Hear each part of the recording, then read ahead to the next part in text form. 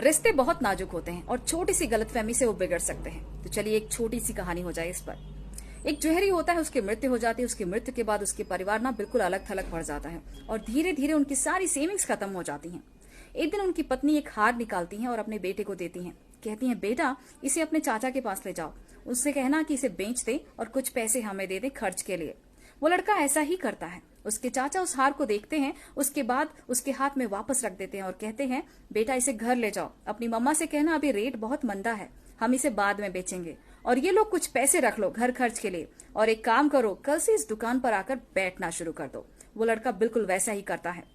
धीरे धीरे उस काम में वो बिल्कुल माहिर हो जाता है। फिर एक दिन उसके चाचा कहते हैं कि बेटा अब रेट काफी अच्छा हो चुका है, तो एक काम करो कल अपनी मम्मा से वो हार लेकर आ जाना। वो घर जाता है और माँ को अपनी बात बताता है। माँ उसे हार दे देती हैं।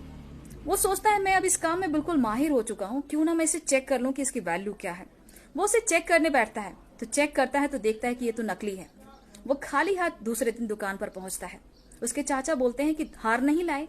इस पर वो कहता है कि चाचा जी वो तो नकली था। तो इस पर चाचा कहते हैं कि बेटा जब मैंने उसे देखा था तभी मैं समझ गया था कि वो नकली था, लेकिन तब अगर मैं ये कहता कि वो नकली है तो तुम सब सोचते कि मैं तुम्हें धोखा दे रहा हूँ, क्योंकि अब तुम इस काम में माहिर हो तो तुम खुद चेक कर सकते हो क्या असली है क्या नकली।